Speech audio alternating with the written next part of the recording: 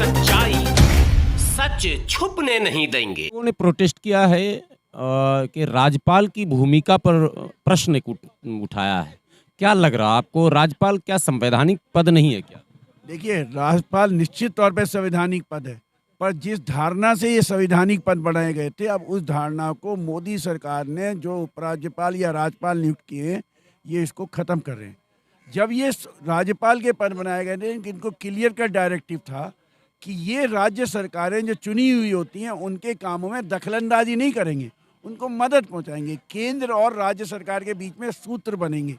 अब ये राज्यपाल के जो राजभवन है, ये बन गए सरकारों को तोड़वाने के लिए, सरकारों के एमएलए खरीदवारों को बनवाने के लिए, वहाँ पे सरकारों की जो चुनी हुई सरकारें उनके प्रोजेक्ट्स को रोकने के लिए। महाराष्ट्र सरकार का गिरना, मध्य प्रदेश सरकार की, कांग्रेस सरकार का गिरना, खरीद फरोख्त, ये सभी नहीं गवर्नर उपराज्यपालों के जरिए हो रहा है। इतना ही नहीं, बल्कि ये कहते हैं कि वाइस चांसलर इनके मत से होंगे। अरे जो चुनी हुई सरकार है, उन्हें पता है कि कौन यहाँ राज्य के महत्वपूर्ण विद्वान है। उन विद्वानों के जरिए एक प्रोसीजर है वाइस चांसलर का, उसका अपॉइंट होता है। इनको सिर्फ फाइल साइन करनी होती है। ये सोच रहे हैं कि नहीं साहब, हम ही चीफ मिनिस्टर है, हम ही गवर्नर है। आप हैं तो फिर आप चुनाव लड़के बन जाओ ना चीफ मिनिस्टर, आपको किसने रोका? दिल्ली में कई बार विवाद हुआ निर्वाचित सरकार और उपराज्यपाल के बीच। कोर्ट का जजमेंट आया कि दिल्ली का बॉस तो उपराज्यपाल ही है। देखिए, दिल्ली और पांडेचेरी की स्थिति क्या है कि ये केंद्र शासित प्रदेश है और यहाँ पे परंतु विधानसभा भी है। बेशक माननीय न्यायालय ने कोई भी निर्णय दिया हो, पर भारतीय कम्युनिस्ट पार्टी का, दिल्ली राज्य सीपीआई का भी ये निर्णय है और हमारा पूर्ण समर्थन है दिल्ली सरकार को कि चुनी हुई सरकार से ऊपर लेफ्टिनेंट गवर्नर उपराज्यपाल दिल्ली के नहीं हो सकते। उन्हें दिल्ली सरकार के निर्णयों का ध्यान रखते हुए उसको मानना चाहिए और उसमें दखलंदाजी नहीं करनी चाहिए। परसों का जो 3 दिन पहले का हादसा देखिए आप, दिल्ली में जो मोहल्ला क्लिनिक थे, उनमें जो टेस्ट होते हैं वो किसी एजेंसी को सबलेट कर रखे, जो उसको ले जाता है ब्लड को टेस्ट करता है, ये उस एजेंसी को रोक रहे हैं और कह रहे हैं कुछ कंडीशंस के साथ इन्होंने इजाज़त दे दी। अरे भैया, आप उस सरकार में दिल्ली की जनता को अगर फ्री टेस्ट मिल रहे थे 40, तो आप क्यों रोकना चाहते हो? आपने तो ऑक्सीजन दी नहीं, आपने तो बेड दिए नहीं। आपके तो दिल्ली केंद्र सरकार के दिल्ली में हॉस्पिटल ही कितने हैं गिनती के, उसमें पूरी हिंदुस्तान से लोग आते हैं। तो दिल्ली की जनता को दिल्ली की सरकार बेहतर समझती है ना कि उपराज्यपाल बेहतर समझते हैं। इसलिए हमारा ये मानना है, माननीय उच्च न्यायालय ने चाहे कोई भी निर्णय दिया हो, हम उस निर्णय से सहमत नहीं हैं। आपको लगता है कि डेमोक्रेसी में एक चुनी हुई सरकार को ही पूर्ण अधिकार प्राप्त होना चाहिए, या उसको बैलेंस करने के लिए उपराज्यपाल जो होते हैं वो कुछ न कुछ ठीक, मतलब प्रक्रिया को सही ढंग से सुचारू रखते हैं, कुछ लगाम लगा कर रखते हैं, कुछ ऐसा लग रहा?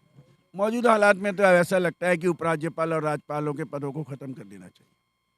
इसलिए कि जिस तरह से केरल में इन्होंने और आरिफ मोहम्मद खान साहब ने हंगामा किया हुआ है, जिस तरह से तमिलनाडु में किया हुआ है, जिस तरह से झारखंड, छत्तीसगढ़, दिल्ली, जहाँ जहाँ पे विरोधी दलों की सरकारें, गैर भाजपा सरकारें, तेलंगाना, वहाँ पे यही कर रहे हैं। आंध्रा में चीफ मिनिस्टर इनके साथ है तो वहाँ नहीं कर रहे हैं। तेलंगाना का चीफ मिनिस्टर इनकी बात को नंगा कर देता है। उसने यही तो कहा था ना कि लाओ मोदी जी, आप कह रहे थे 1 रुपये 10 पैसे यूनिट बिजली मिलेगी, दिखाओ भारत में कहाँ दे रहे हो आप, पूरे हिंदुस्तान में दिखा दो। बल्कि जो भाजपा शासित राज्य है वहाँ पे सबसे ज़्यादा महंगी बिजली है। इसलिए हमारा मानना है कि अब उपराज्यपाल पदों को और राज्यपाल पदों को खत्म कर देना चाहिए। संघीय ढांचे में आखिर केंद्र का कोई तो प्रतिनिधि होगा राज्य में। केंद्र के प्रतिनिधि के रूप में भैया, वो आप उसको फिर वहाँ पे कोई कमेटी बनाइए, आप एक संविधान संशोधन के लिए एक तमाम राजनीतिक दलों की एक मीटिंग बुलाइए, उसमें बात करिए कि भाई गवर्नर का रोल क्या सीमित होगा। भारतीय कम्युनिस्ट पार्टी तो मुक्त भोगी है। 1957 में गैर कांग्रेस सरकार भारत में अगर बनी और पूरे विश्व में चुनी हुई सरकार कहीं कम्युनिस्टों की बनी तो केरल में बनी। पंडित जवाहरलाल नेहरू ने उसको गिरा दिया। तो तभी से ये खेल चला। और हम तो तभी से कह रहे हैं कि आर्टिकल 351 में ये जो गवर्नर की पोस्ट है, इस पर लगाम लगनी चाहिए या इसको खत्म करना। ये भारत की जनता पे और राज्य की सत्ता जनता पे बेमतलब एक्सचेकर का पैसे का खर्चा बेमतलब है। कई बार कोर्ट में बहस हुआ कई राज्यपाल की भूमिका को लेकर। बिहार में भी बूटा सिंह के ज़माने को भी आपने देखा होगा, सुना होगा। क्या लगता है कि कॉन्स्टिट्यूशन में डिफाइन नहीं है क्या गवर्नर का रोल क्या होगा? नहीं, इसमें थोड़ा लूप होल रह गया। इसमें लूप होल ये रह गया कि जो हर फाइल है ना डेवलपमेंट की, या कोई भी फाइल राज्य सरकार असेंबली से पास करती है, तो वो राज्यपाल या राज्यपाल के पास जाती है। उपराज्यपाल तो एक अलग स्ट्रक्चर है। तो वो राज्यपाल के पास अगर राज्य सरकार दोबारा भेजती है तो उसको साइन करने पड़ेंगे, और दोबारा जब वो भेजती है तो जैसे केरल का उदाहरण है, फाइल लेके बैठ गए। अब आप जब फाइल लेके बैठ गए तो फिर आगे कैसे विकास होगा? अरे मान लीजिए कि समुद्री कोस्ट पे कोई प्रॉब्लम आ रही है केरल में, तो वो राज्य सरकार जानती है ना, आपने तो सर्वे नहीं कराया ना, भारत सरकार ने तो सर्वे नहीं करवाया ना कोस्ट लाइन का।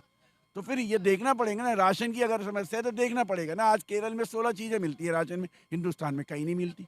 तुम दे दो ना, फिर कौन मना कर? अच्छी चीज़ तो मानोगे नहीं मानोगे?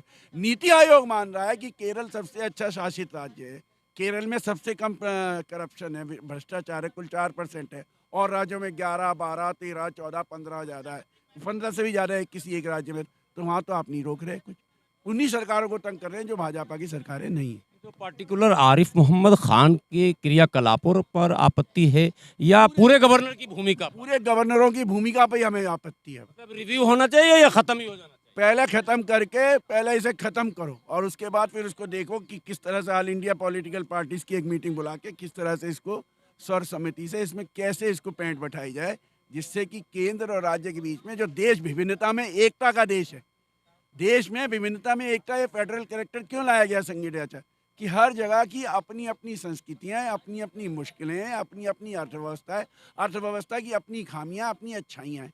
उनको पैंट बिठाने के लिए केंद्र सरकार मदद करेगी, केंद्र सरकार उसमें रोड़े नहीं अटकाएगी। ये गवर्नरों के जरिए रोड़े अटकाए जा रहे हैं, इन गवर्नरों के जरिए सरकारें पलटवाई जा रही हैं, इन गवर्नरों के जरिए एमएलए और एमपी की खरीद फरोख्त हो रही है। यानी आपका आरोप है कि गवर्नर कम और केंद्र के एजेंट के रूप में ज़्यादा काम हो रहा है। बिल्कुल, ये गवर्नर जो है केंद्र के एजेंट के रूप में काम कर रहे हैं। इसलिए हमें मानते हैं, भारतीय कम्युनिस्ट पार्टी ने आज पूरे देश में 29 दिसंबर को 2022 को भारत के संघीय ढांचे की रक्षा के दिवस मनाया, फेडरल कैरेक्टर सेफ डे मनाया है। 29 दिसंबर को क्यों चुना, कुछ विशेष? नहीं, हमारा मानना है कि बस ये आज का दिन हम करेंगे, इसलिए कि हमें आज हमने चेन्नई में बहुत बड़ा प्रदर्शन हो रहा है, गवर्नर हाउस पे, त्रिवेंद्रम में भी हो रहा है, बॉम्बे में भी हो रहा है, पूरी इंडिया में ये प्रदर्शन हो रहा है।